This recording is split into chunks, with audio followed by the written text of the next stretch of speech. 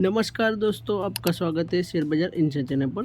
चलिए आज के क्वार्टर 4 के रिजल्ट के अपडेट की शुरुआत कर लेते हैं। सबसे पहले बात करें तो आज के दिन IRCTC, extra microwave and red tape limited का क्वार्टर 4 का रिजल्ट आ चुका है।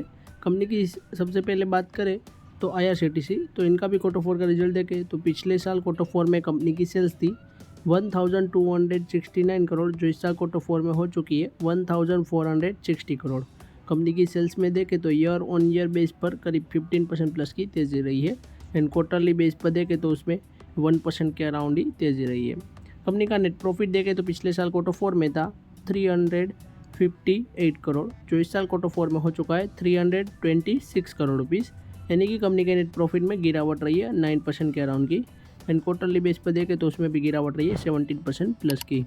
कंपनी का रिजल्ट देखें तो मेरे हिसाब से इतना अच्छा नहीं आया है। अब देखते हैं कंपनी के स्टॉक प्राइस में क्या इसकी इम्पैक्ट होती है। नेक्स्ट देखें एक्स्ट्रा माइक्रोवेव प्रोडक्ट लिमिटेड, तो इनका भी क्वार्टर 4 का रिजल्ट आ चुका है। कंपनी की सेल्स देखें तो पिछले साल क्वार्टर 4 में थी 408 करोड़, जो इस साल क्वार्टर 4 में हो चुकी है 488 करोड़ रुपीज़।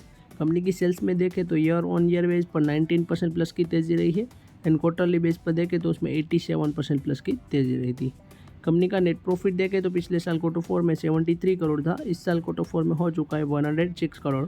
कंपनी के नेट प्रॉफिट में ईयर ऑन ईयर बेस पर करीब 45% प्लस की तेज़ी रही है एंड क्वार्टरली बेस पर देखें तो उसमें 125% प्लस की तेज़ी रही है। कंपनी का रिजल्ट देखें तो ईयर ऑन ईयर बेस पर काफ़ी शानदार आया है एंड क्वार्टरली बेस पर भी काफ़ी अच्छा आया है, तो इनके स्टॉक प्राइस में अच्छी इम्पैक्ट हो सकती है।